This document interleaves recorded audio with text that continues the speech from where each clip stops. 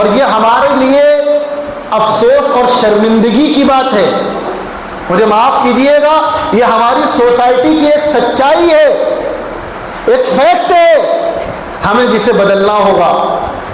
ہم جب اپنے معاشرے کا جائزہ لیتے ہیں تو ہمارے معاشرے کا سب سے کمزور طبقہ وہ ہے جس کو اللہ نے ہماری دینی معاملات کا ذمہ دار بنایا ہے. بہت معذرت کے ساتھ یہ ہمارے لیے المیہ ہیں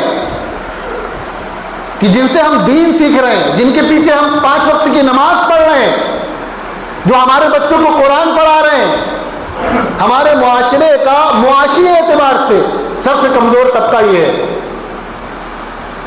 جب تک ہم اس فیکٹ کو چینج نہیں کریں گے، اس حقیقت کو نہیں بدلیں گے، تب تک بہت سارے چیلنجز اور بہت ساری پرابلم ہیں جن سے ہمیں چھٹکارا نہیں ملے گا. جس کو اللہ نے ہمارے دینی معاملات کا امام بنایا ہے، ہمیں اپنے دنیاوی معاملات میں بھی اس کا ایسا خیال رکھنا چاہیے کہ وہ ہماری سوسائٹی کا جس کو سب سے اچھی نگاہ سے دیکھا جائے. اور آج کے زمانے میں جس کو اللہ نے مال و دولت سے نوازا ہے وہی سوسائٹی میں سب سے اچھی نگاہ سے دیکھا جاتا ہے. اس رمضان کے مہینے میں خاص طور پر جہاں ہم سب کا خیال رکھ رہے ہیں، وہیں اپنی مسجد کے ائمہ کا خیال رکھیے. یہ وہ طبقہ ہے جو ضرورت کے باوجود آپ سے کہہ نہیں سکتا، اس کی معاشرے میں ایک عزت ہے، یہ آپ سے نہیں کہہ سکتا.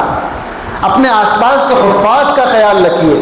آپ کے یہاں جو بچے جو حفاظ تراویح پڑھانے کے لیے آ رہے ہیں ان کا الگ سے خیال رکھیے. ان سے پوچھیے کہ آپ کیا کرتے ہیں، آپ کے گھر کی کیا ضروریات ہیں.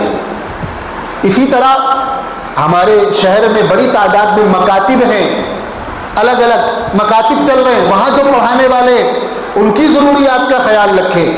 مدرسے چل رہے ہیں، مدرسوں میں پڑھانے والے جو ٹیچرز ہیں، اساتذہ ہیں، ان کی ضروریات کا خیال رکھیں. ایک بڑی تعداد ہے جو خیال رکھتی ہے الحمدللہ، اور خاص طور پر رمضان میں ان حضرات کا خیال کیا جاتا ہے، لیکن ہمیں آگے بڑھ کر زیادہ سے زیادہ کرنے کی ضرورت ہے. قرآن تو عام طور پر ساری سوسائٹی کے بارے میں کہہ رہا ہے کہ وہ لوگ جو اپنی ضروریات تم سے کہہ نہیں پا رہے ان کا حق ہے تمہارے مال میں.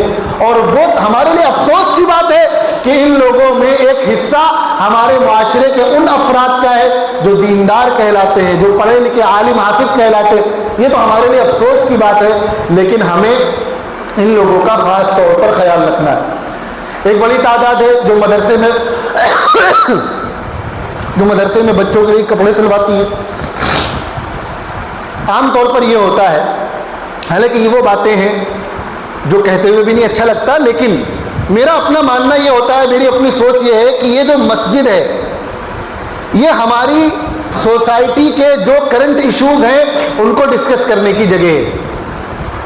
اور یہ جو جمعے کا خطبہ ہوتا ہے یہ دراصل ہماری سوسائٹی کی کیا کیا پرابلمز ہیں ان کو ڈسکس کرنے کا وقت ہوتا ہے. ضروری نہیں کوئی بہت لمبی چوڑی اس میں تقریر ہو. تو عام طور پر رمضان میں ایک بڑی تعداد ہے جو مدرسے کے بچوں کے لیے کپڑے سلواتی ہے، لیکن کپڑے پہنچتے ہیں کب؟ 20 رمضان کے بعد. اب ظاہر ہے عید میں تو نہیں بن پائیں گے. تو جو لوگ اس موقع پر مدرسوں میں بچوں کو کپڑے بھجواتے ہیں بہت نیک کام کرتے ہیں. یہ مہمان رسول ہیں، ان کے پیروں کے نیچے مچھلیاں، ان کے پیروں کے نیچے سے پر بچھا رہے ہیں، مچھلیاں ان کے لیے دعائیں کر رہی ہیں. ہم اگر ان کا خیال رکھ رہے ہیں تو یہ بہت نیکی کا کام ہے. لیکن اس چیز کا بھی خیال رکھیں کہ ہم ان کو کپڑے ایسے وقت میں دیں کہ ٹیلر سی بھی دے اور عید سے پہلے بن کر تیار ہو جائے. اور اسی طرح کپڑے دینے میں اس چیز کا خیال رکھیں، یہ وہ باتیں ہیں جو ظاہر ہے پرٹیکولر کسی ایک آدمی سے نہیں کہی جا سکتی، کیونکہ ہر آدمی بہتر سے بہتر کسی نہ کسی کے لیے کرنے کی کوشش کرتا ہے. تو کسی بھی ضرورت مند کے لیے آپ خیال رکھ رہے ہیں تو اس کی ضرورت دیکھ کر اس کی ضرورت پوری کرنے کی کوشش کریں. ایک آدمی کے کپڑا لگتا ہے 6 میٹر، ہم اس کو دے رہے ہیں 5 میٹر، کیا ہوگا اس کا؟